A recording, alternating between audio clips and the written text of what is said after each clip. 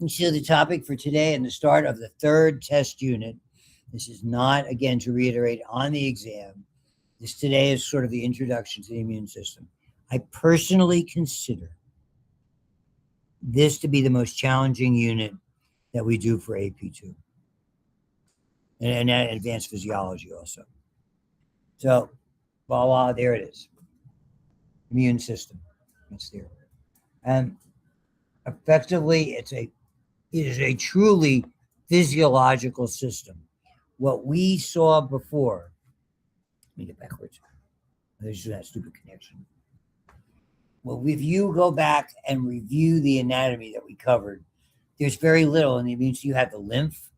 You might remember lymph nodes and lymph capillaries and lymphatic vessels. Okay, spleen and thymus.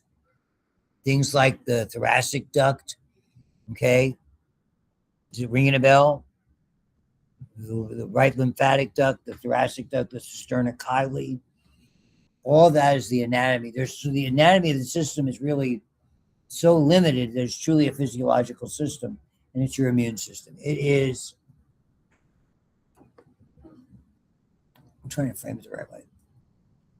As time has gone on in recent medicine over the last 50 years, effectively my time involved in it, both studying it, providing it, teaching about it, pretty ample amount of experience. This is the system we are, and pardon the expression, we're kind of tinkering with more than any other right now. All these biologicals that you see, and that's the name that we give them in medicine, all the ones they advertise for everything from psoriasis to Crohn's disease to rheumatoid arthritis. These are all biologicals. Effectively, they're things that moderate or impact the immune system. That's sort of the backstory. The trouble with this system is sometimes it gets the best of you. To wit, why don't we have another personal Stein anecdote? Okay, let's get one. This will show you how long ago it was when Dr. Dress was the chief of the department prior to Dr. Badger taking. It's about a 10-year position. I had the misfortune to have to go and tell him, Bill, Dr. Dress, I said, I have diagnosed with bladder cancer. I have to have surgery for it. And after the surgery, thankfully, it was not as spread as far as it could have been. I had to undergo what are called immunotherapy. Immunotherapy is to bolster your immune system to fight off cancer. It's a much better way, for the most part. It's a more scientific way to treat it. Cancers, typically, we treat them for traditionally, cancer chemotherapy and radiation therapy. The whole game is to destroy the cancer faster than you destroy your good cells, because they're all destroying your cells. Cancer cells gobble up radiation faster. Cancer cells gobble up anything that you put into your body faster, intravenously, orally. And because of that, you kill the cancer cells before you kill the good cells. It's like that. It's a race. If you kill too many good cells, guess what's going to happen? The person's going to die. The opposite of this is to bolster or interact with your immune system. In my case, immunotherapy is to try to encourage your immune system to learn how to attack the cancer on a cellular basis. So you're provoking it into action. So you're upregulating it, if you want to think of a term.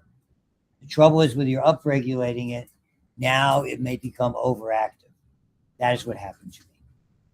It became so overreactive that I developed a immunologically based autoimmune kind of arthritic condition that was so severe to the point where I couldn't shake hands with you. I had to wear a brace on this one. I was in extraordinary pain. I could hardly move around. So I had to go on for several years, a series of medicines to basically go in the other direction, slow down my immune system. And then at that point, I had to basically then cope with the arthritis and yet still keep an eye on the bladder cancer. I mean, it's the frame I'm giving you. Now, right now, because of the side effects, first of the immunotherapy and then of these biologicals, You see them advertised on TV. I took one called Cosentix and one called Humira. They're both very good products, but I did not particularly enjoy the experience. I don't take anything like that now. I got to the point where I feel just as I can do what I need to do without going into extraordinary medications. So a couple of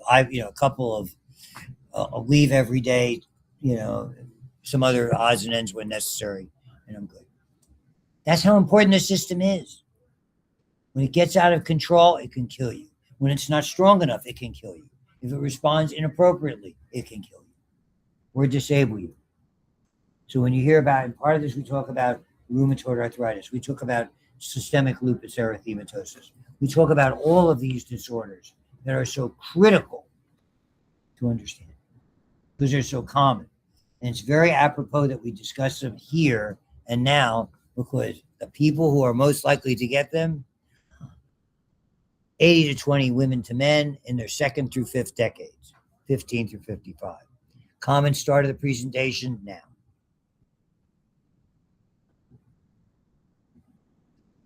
So, I mean, if there was ever a frame to pique your interest, this is the frame. Because you're going to know somebody or you do know somebody, and I certainly would never wish this on you or anybody, believe me. So, with that, we're going to talk first about the basic structure of the immune system.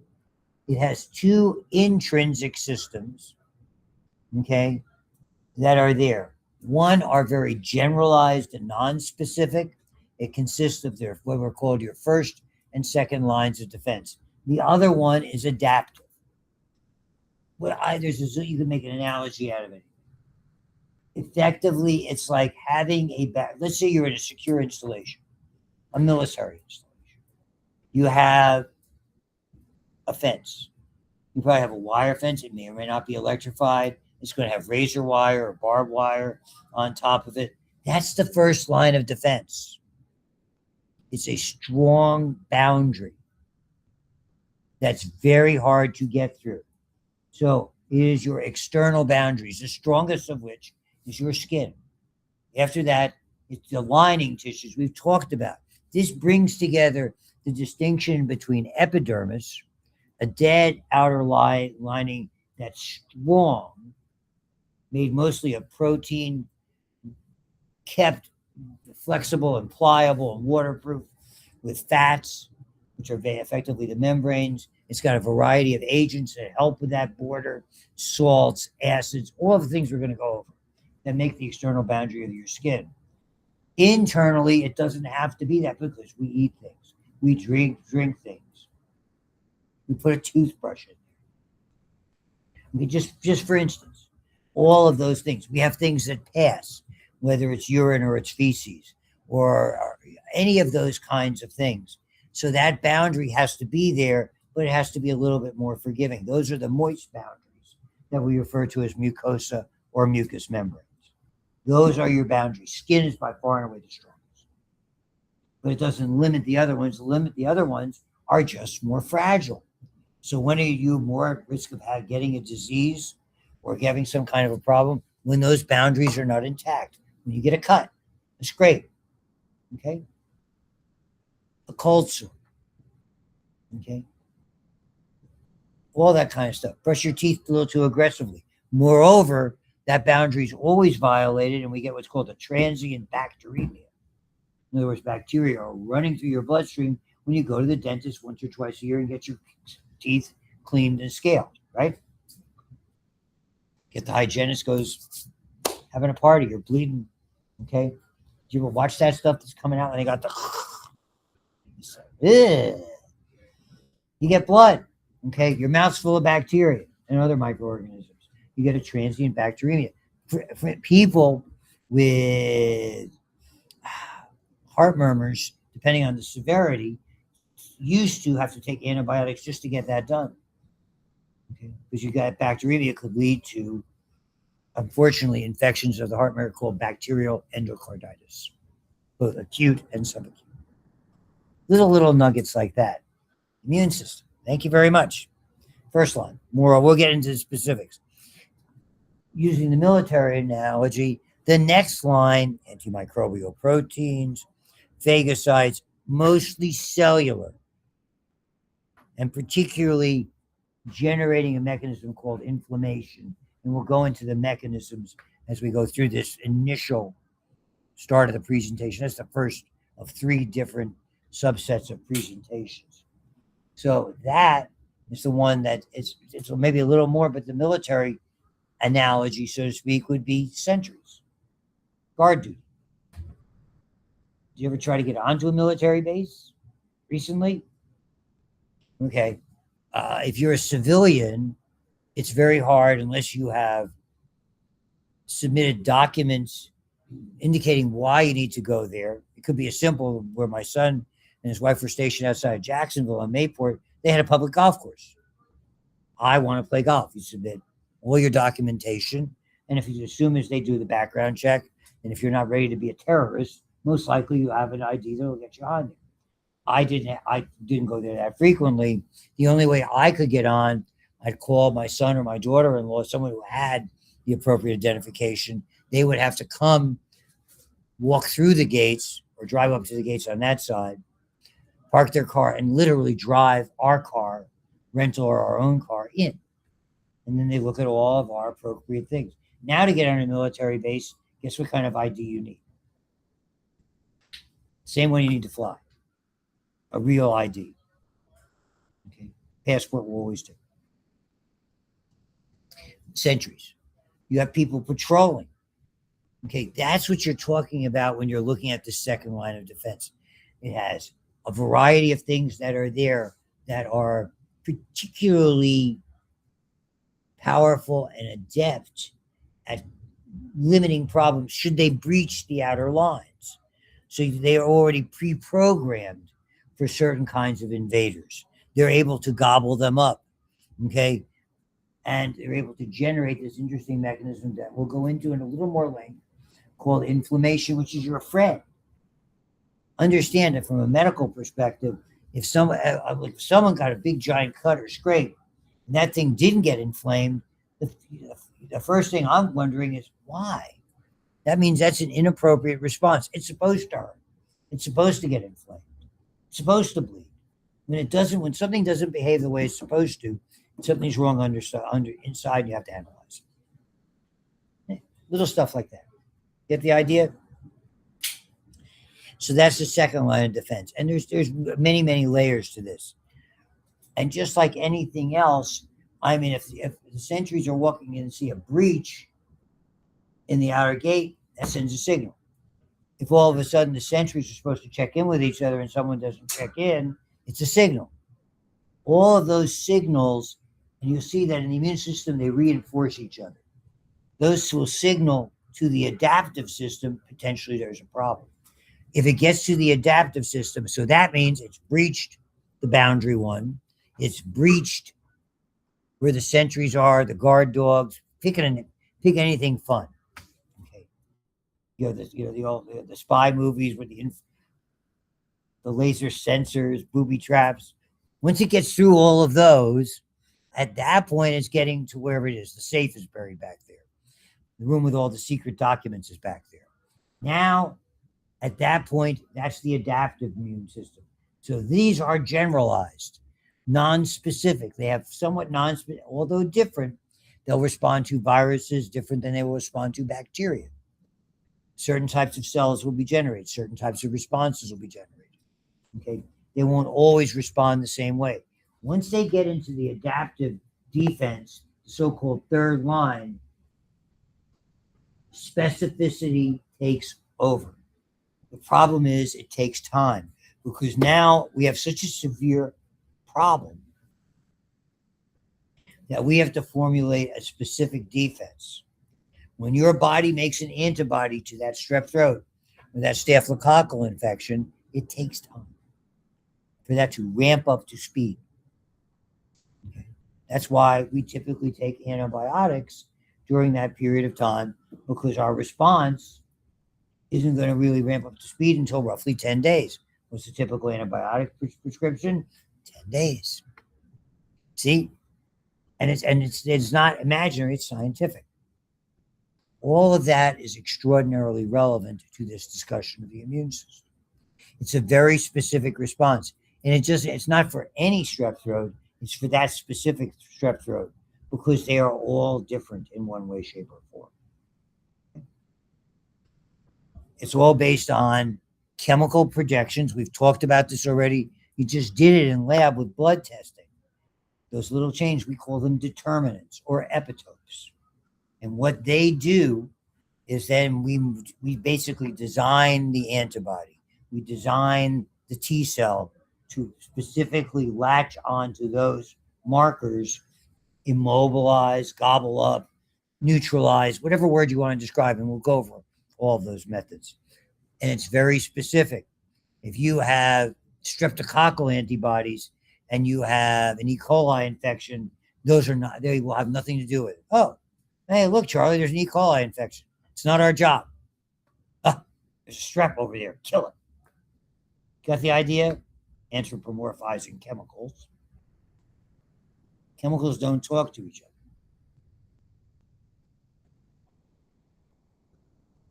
Humor an older man.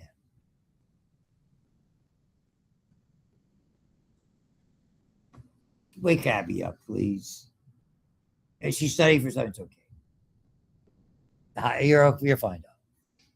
You're a good person. So it's okay. This might surprise you. I basically like all of you a lot. Certain exceptions apply. No, not you.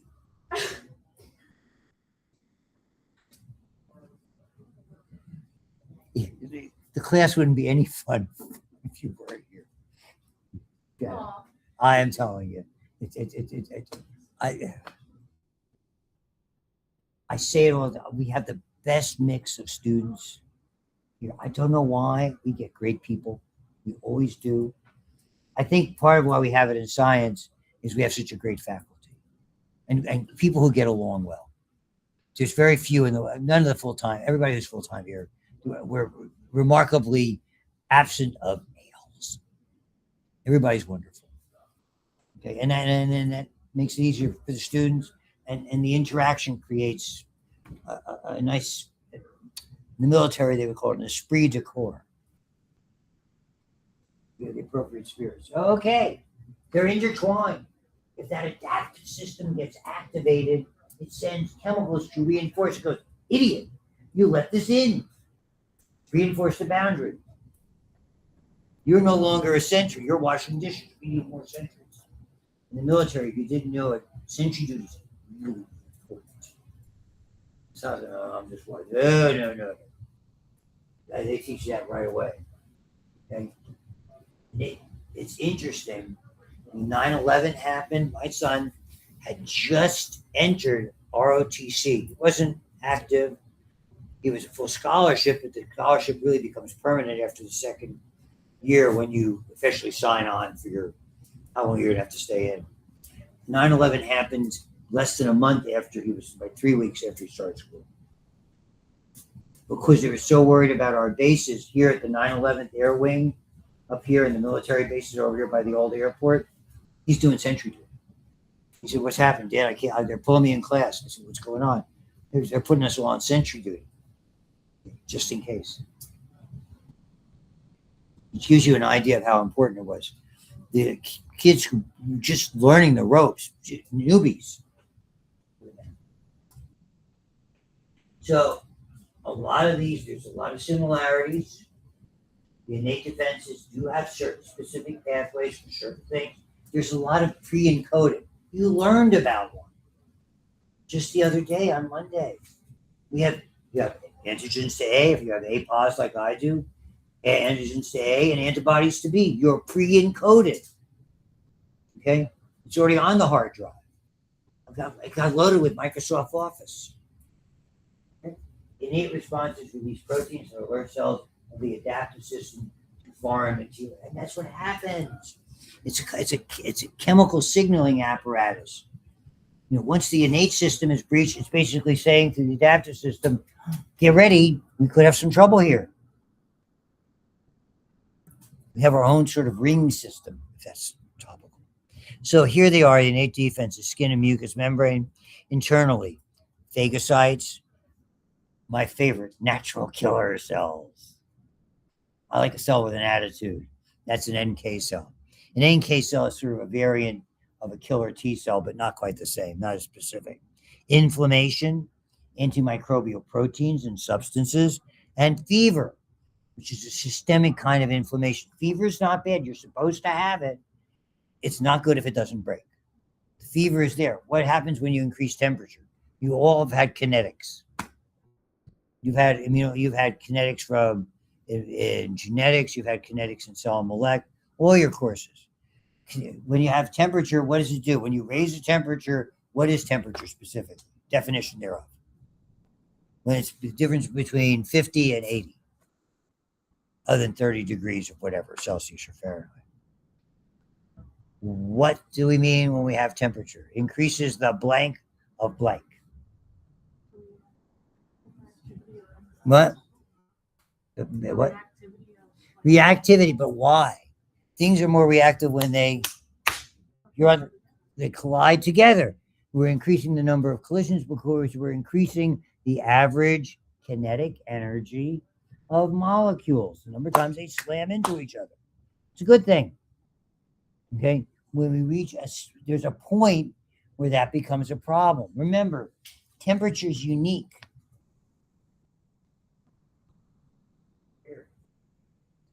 You had to do this in my group.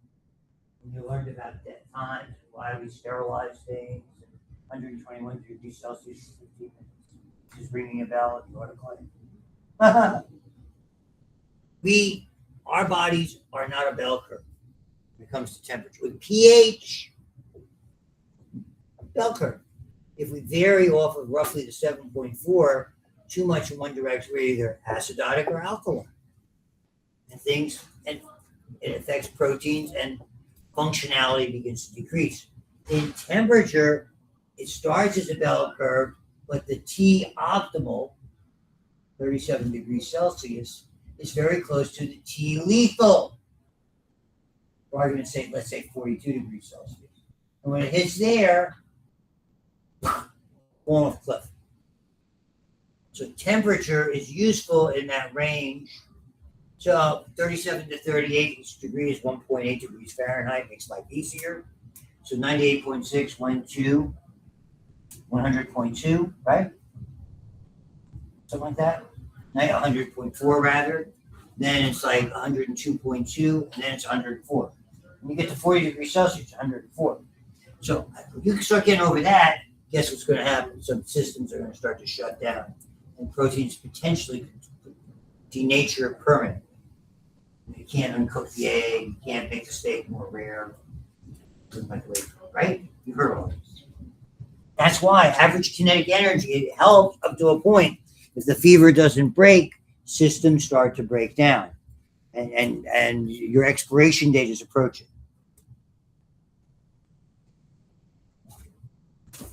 Okay.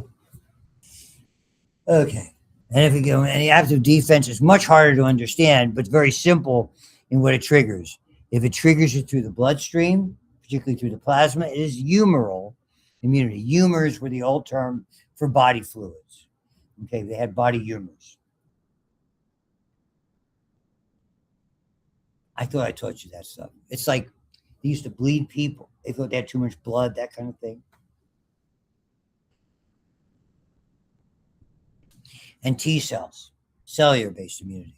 And it's really important because right away there's a difference. When something is damaging you, the big question, particularly if it's a microbe, is it getting inside the cell? Is it just affecting the cell? Is it floating around in the bloodstream? Is it lying like E. coli might in your gut? The strain of E. coli growing there because it's become its base. It's effectively attached to the cell. It hasn't entered the cell. It's using it as a platform to generate toxins, a bad strain of E. coli, okay? As opposed to going inside the cell like tuberculosis. It hasn't essentially altered, and it's all about the markers. Did you learn about MHC1s and MHC2s somewhere in the past? Okay, we'll go over it. That's mean histability, compatibility, major histocompatibility complexes. It's kind of how things attach. What makes a B cell and what makes a T cell, what generates that response. Oh, does this already sound ominous? Like a bunch of. I'm so happy. So, now that I've got your attention, innate system. Use the first or second line of defense to stop attacking pathogens. Patho for disease or patho for damage, whatever. Something's gone wrong, gen for generate.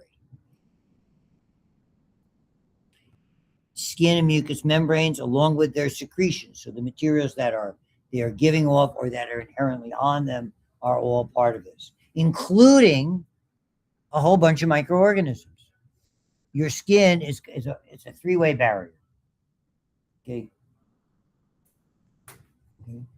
It's chemical, it's biological, and it's physical.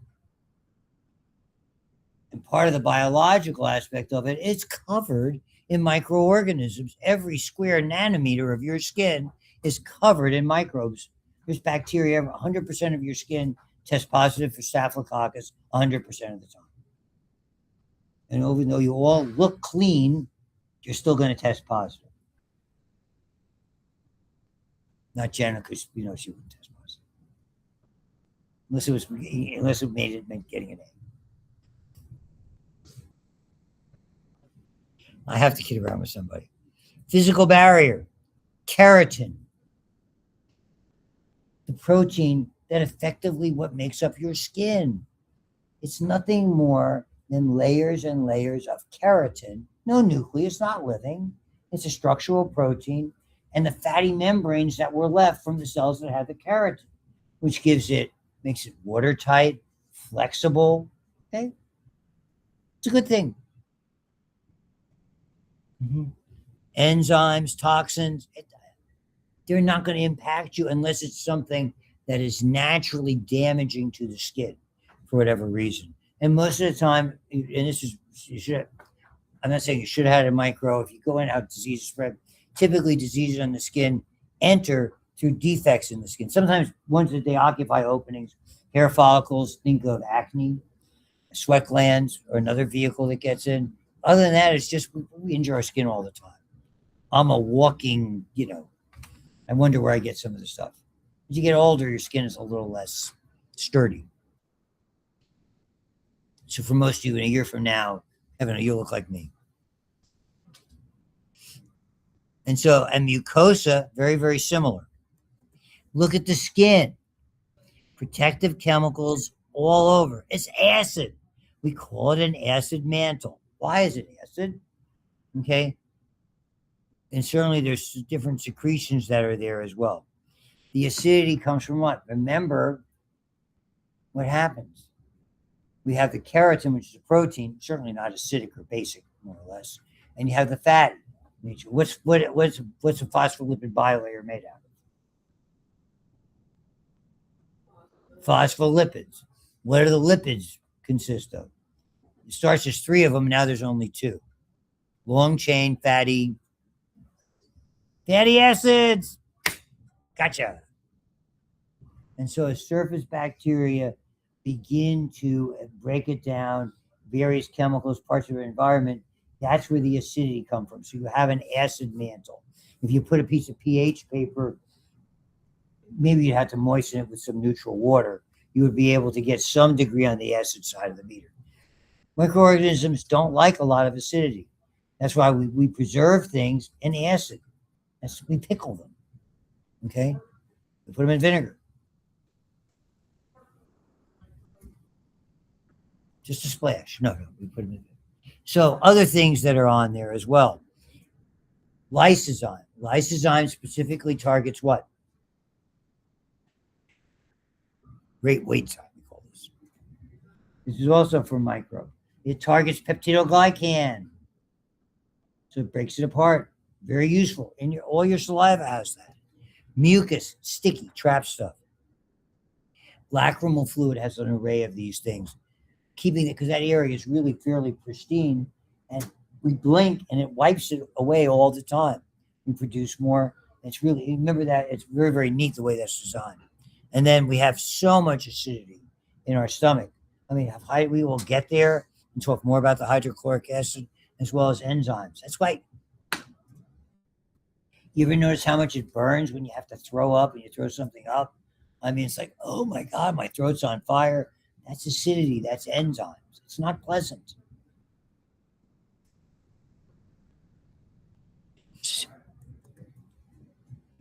It's all right.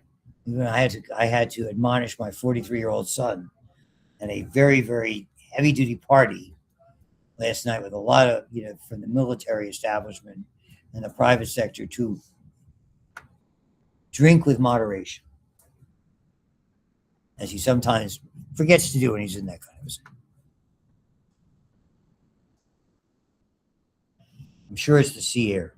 Mucus is sticky. Defensins, antimicrobial peptides, are part of it. Other chemicals in sebum, that nature of lipid, can be effectively provide a relatively decent barrier. The flip side of that, and you can see dermicide, the side means to kill, in certain sweat are toxic to certain bacteria. The problem with the sebum is that certain bacteria can use that and break that down. That's where acne comes from. You learn about those with certain kinds of diphtheroids, Propionibacterium acnes. Is that ringing a bell for micro? Just saying. Respiratory system.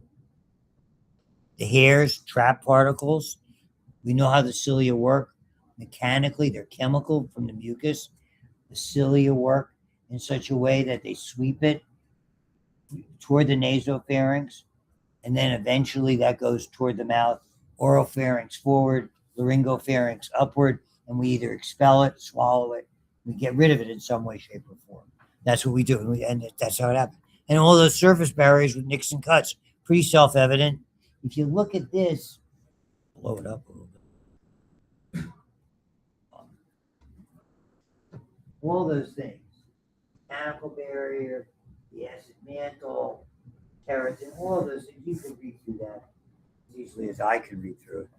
So I'm not asking you to, I'm not going to sit there and dictate it to you. So between that, you have the structural, and to me, there's a lot of authors dispute the biological aspect. To me, you have living entities by definition on your skin, and therefore they're providing a barrier.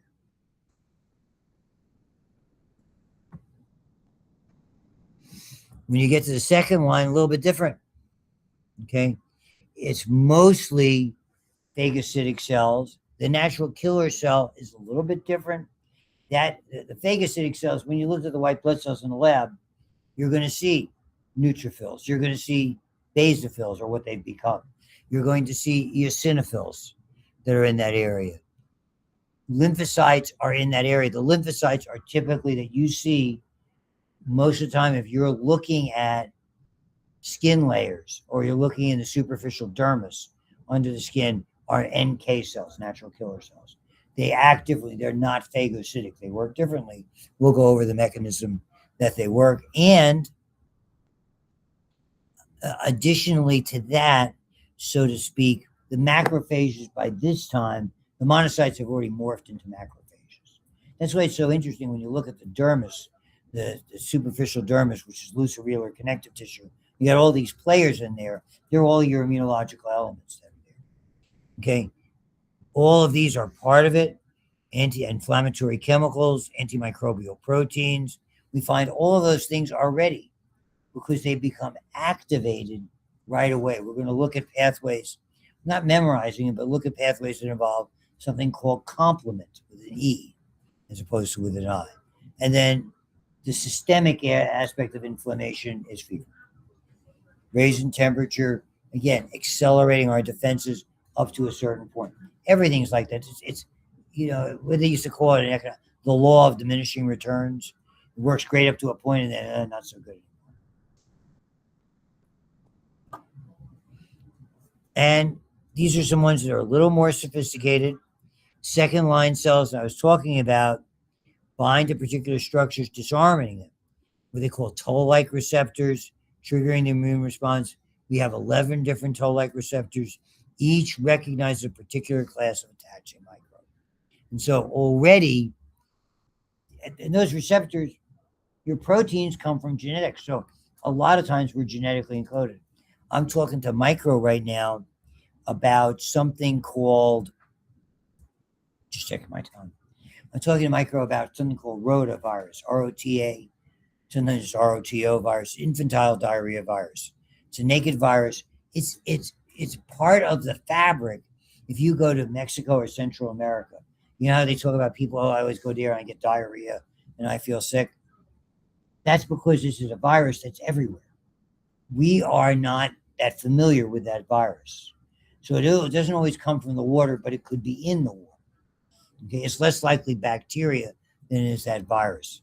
It's starting to make its way up along the eastern seaboard. We now have an immunization, though I don't think it's anything mandatory or on the immunization schedule, whether just how advisable it is or not. That's it. A lot of times they follow certain patterns. So, but because they have a thing in Central America and Mexico, they have herd immunity. You might have heard with an HEARD, herd immunity, no A, like a herd of cows. Of course, I heard of cows. Who hasn't? Versus herd, versus not HERD, a herd, but herd immunity is something when enough people in a population have immunity to that, it kind of becomes part of the structure. And then eventually it's genetically encoded, just like antibodies to A and antibodies to B. Get the idea? So, and then all the different white blood cells, phagocytes, neutrophils, which are the most abundant, bacteria slayers, okay, immediately become aggressively phagocytic. That's their job. Macrophages for monocytes, the major ones of these. So a lot of times you'll see the action of the neutrophils will be to start the damage, and the macrophages kind of sweep up, if you want to think this way. And as you can see, we have ones that are there all the time, free ones that are summoned to different areas or are stationed there and wander around. Remember, we talked about this abundance of macrophages, literally millions of them that we reproduce in minutes in our lungs. They're like little sweepers, that are constantly there to keep that area as close to sterile as possible. And fixed ones, this is one in the skin. We have them in the liver, those microglia in the brain. The one in the skin, you might remember, are sometimes called Kupffer cells. They're actually called Langerhans cells. And they sample the environment. Remember all the epidermal cells. Keratinocytes, most abundant. Melanocytes next. The vast majority. You have Merkel cells that sit on top of, for fine touch of free nerve endings. And those Langerhans or dendritic cells. You can go back and look. Here's what it looks like. Lots of projections. It latches onto it. It's got all those projections, brings them in, and gobbles them up. What a cell. And we've seen this movie before. You don't have to go. Phagocyte recognizes, adheres to its signature. Again, these are general. They're non-specific. Capsules can play a role, and that's some of the problem. And what they do, so the capsule can either make it difficult to phagocytize or, like in tuberculosis case, protect it so it can't be destroyed once it gets in. So it thrives and replicates inside of a white blood cell. Opsonins, the immune system uses antibodies or complement proteins. These are in the bloodstream all the time as opsonins. They coat. And the way they describe it is little handles that the phagocytes to latch onto. The word to opsonize, not optimize, it literally means to make tasty. I love that. Whenever I do this unit, I hearken back to a movie from 1965, one of the great all-time movies, where the protagonists are still alive, might I add, all these years ago. And a wonderful song from its award-winning score called Spoonful of Sugar. Does that ring any bells? It does. That's opsonization. Spoonful of sugar makes the medicine go down. Medicine go down. Julie Andrews and Dick Van Dyke, who's now 100, still around. All that dancing will make you do pretty well. It's okay. I haven't even gotten into Sound of Music yet. So that's the idea. This is opsonization means to make tasty. And we've seen how the way that system works, and I don't want to review it anymore. So phagocytosis, we know the extensions, the pseudopods, bringing it in, fuse with the lysosome, da da da da da da da. All those different stages. You can read that. I'm not bothering. Some are not killed with the acidified because it's very acidic and all those lysosomal enzymes. That's because of tuberculosis, thick capsule. And so I call it hiding in plain sight. It's sitting in there, eventually subtle changes. And what happens, your immune system can't get into it and gobble it up. So it sends other cells to surround it. And that's where it begins to form a particular, we call it a giant cell response with multiple cells. And eventually the interior changes with a characteristic kind of damage called caseation necrosis. And effectively that's where, and because it happens in your lungs, that's kind of the saga of that. And so the damage it does is a lot of it's from your immune system. One, its inability to gobble it, and its failed attempt to gobble it. So all it can do is surround it, makes a lump that when it begins to firm up, we call it a tubercle. Because when the anatomists felt the lung back in the day, there was like hard bumps. Oh, there's must be little pieces of bone in the lungs. Tubercles. Remember tuberosities, trochanters, tubercles. I had you for anatomy advanced. You should remember that. And so, and then I guess we don't have a whole lot more to do. The NK cells, large granular lymphocytes, they are looking for cancer cells, virus infected cells. And next time I'm going to give you sort of a laundry list of what really is affected. So when we're talking about cellular immunity, these can be aberrant cells, transplanted cells, transfused cells, cells that are becoming dangerous, cancer cells that are unrecognized, cells that have been invaded by viruses or bacteria, changing certain markers. So we know at that point, we no longer recognize them as self. And they induce apoptosis. And these chemicals that are involved there enhance the inflammatory response. There's a lot to it. Inflammation is part of it. And all of these we're going to go over really sort of the framework and the chemicals that cause inflammation to occur. All of these things, any kind of damage. Any kind of, it can be trauma, hot or cold, those are thermal injuries, irritations, infections, punctures, lacerations, anything like that are there. And it doesn't have to be external. It can be internal. I mean, sprain your ankle, you've damaged tissue on the inside. What's going to happen? It's going to become inflamed. It swells up. It hurts. May not right away, but it does. And so what happens is all that fluid, okay, you're bringing in agents that are going to try to cause fluid in a layer of cells to somewhat keep it in place. You're isolating it to a certain extent. You're gobbling up the damage. You're gobbling up the disease causing. Signals everywhere to the adaptive immune system. We have a major problem. This is like spill on aisle 6. Okay, and if it turns out to be a bleach spill, we have a big problem.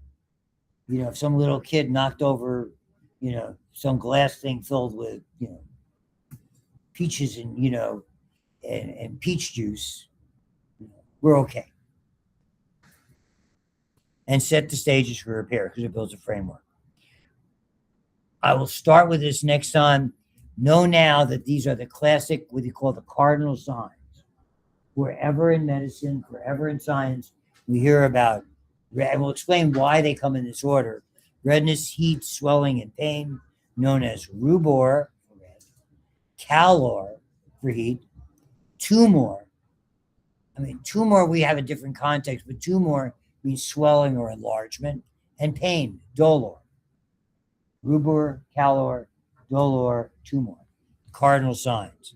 Impairment of function, I mean, whenever they say sometimes, depends on who's writing the PowerPoint and who the author of the book is. That's not what we want.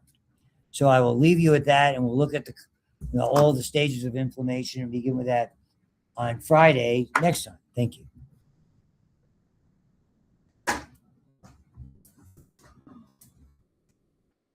For those of you sleeping, wake up.